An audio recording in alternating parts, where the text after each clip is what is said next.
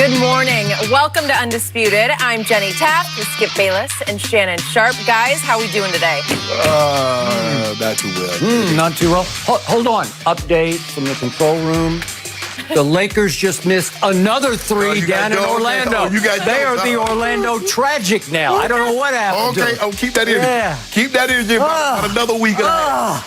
Here we go. It's a good day here on Undisputed. I had a couple tough ones for you, Shannon. I didn't know you were going to handle this. We'll have to see about it. Bad for us. All right, guys, I'm going to get right to it because yesterday President Trump said that he would not be watching NBA games after seeing players kneeling during the national anthem. When asked about the president's comments, LeBron replied with, quote, "I really don't think the basketball community is sad about losing his viewership, and that's all I got to say." LeBron added that he's not going to get into it because he knows where it could lead to for him. So, Shannon, do you like LeBron's response here? I do.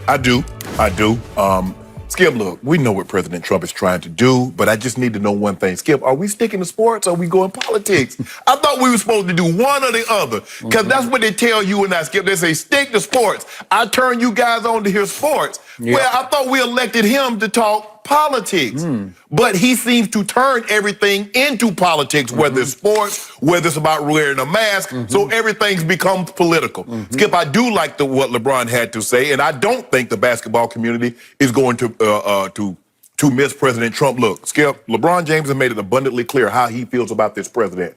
The president has made it abundantly clear in 2017 how he feels about the black athlete that kneels during the anthem. He's made it clear. But you have to understand, President Trump is doing this. So no matter how you look at it, Skip, is his approval rating in the tank or is his disapproval rating so high? Whichever the case may be, that's what he's trying to do. And he knows one thing.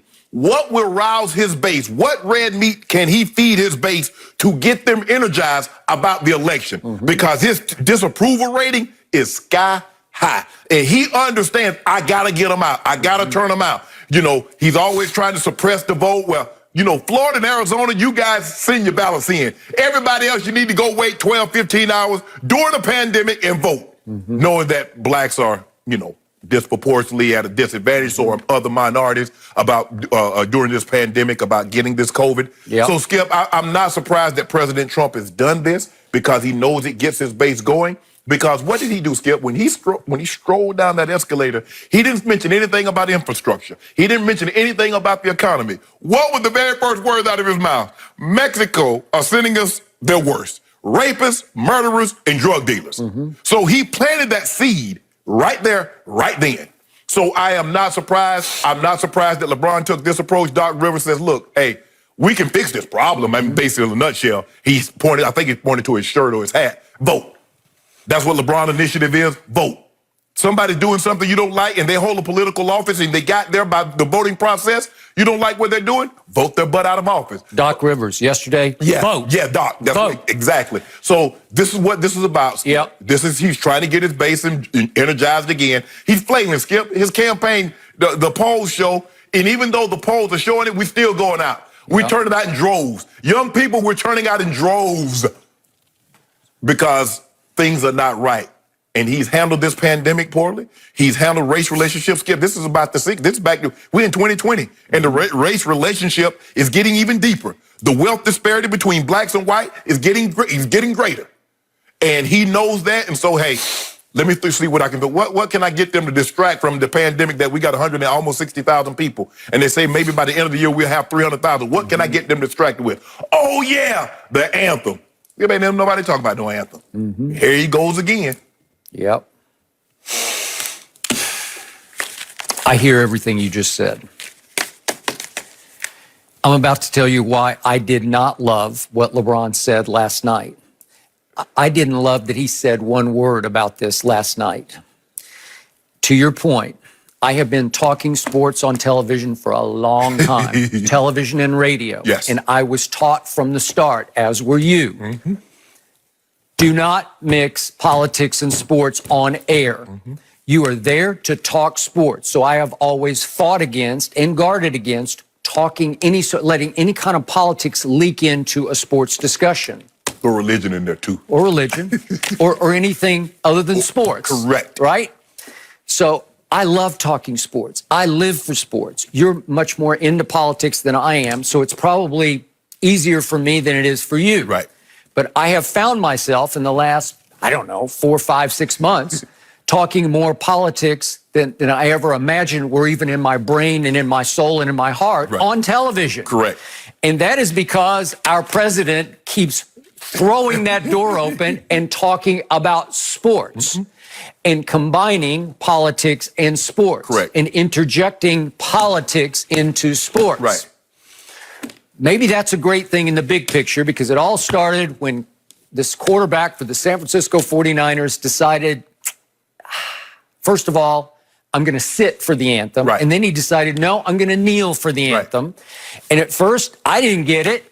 And then as I began to listen to what he was saying, it hit me right in the heart.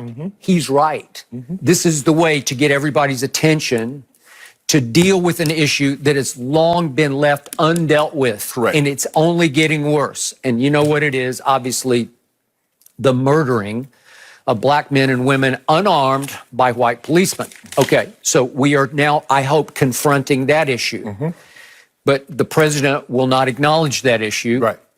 He always makes it, do not disrespect that flag. Country. Okay, it's your country.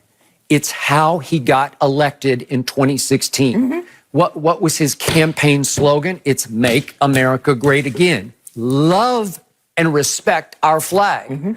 And so Colin Kaepernick actually played right into the president's hands in a weird way, because the president could then use that as his campaign motto. The driving force of his campaign was to appeal to that segment of our population who does love that flag. And I love all of them for loving it. Yep. But there was a reason, there was a method to what Colin Kaepernick was doing, and he loves the flag too. Right. He loves our country too. But unfortunately, our country hasn't loved him and his community enough to protect it from white policemen. Okay, so we get all that. Correct. So I was watching live as LeBron down in the bubble was speaking with his mask on. And as soon, it was about the 6th or 8th question. It might have been the last question. And all of a sudden, he's asked about yet another salvo from our president, which happened yesterday morning. Right. In which I believe, I'm going to paraphrase this a bit, but I believe our president said, I have done more for the black community than any president since Abraham Lincoln. He keep perpetuating that lie. That's a lie. Okay, but he said that. So that was part of the question that was proposed to LeBron. And I'm sure that part of the question just hit his deepest hot button. Right. Okay. So he paused for a second, and you could see his mind working. Should I? Should I? Should I? And then he began to speak out loud about should I or shouldn't I? And he said, I don't know about this. He says, I already know where this could go, where it could lead to for tomorrow for me. I'm not going to get into that, because he realizes that if he fires back, then it's likely that our president today will then fire back at LeBron via Twitter or whatever, maybe in an interview, right? Right. Because he needs LeBron to fire back. Correct. He needs him to acknowledge and to give credibility to what he said by responding to it. You are just, unfortunately, fueling his fire. Correct. So in the back of my mind, I'm saying, as I'm watching live, just don't do it. Because I know what LeBron James thinks of our president. Right. He once called him a bum. A bum. He called him our so-called president. Right. Okay? So I don't need him to reiterate that. I know. Shannon Sharpe knows deep down what LeBron thinks of Donald Trump. Right. Correct? Yes. But he just couldn't stop because of the Abraham Lincoln comparison. It's like, I can't. And so he sort of stuck toe in water. Right. And then the water felt good. It felt warm, and it started to heat up. And then he got rolling, and he began to feed off himself, and it was great. And he went on to say, I think our game is a beautiful game right now. It's in a beautiful position, and it is.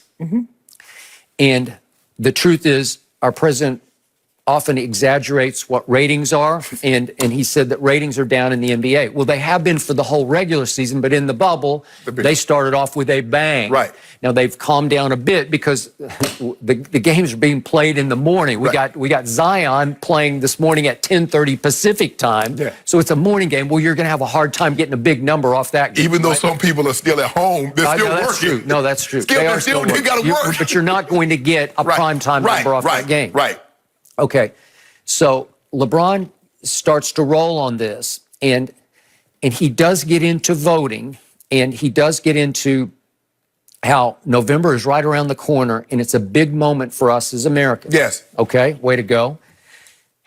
But the game will go on without his eyes on it.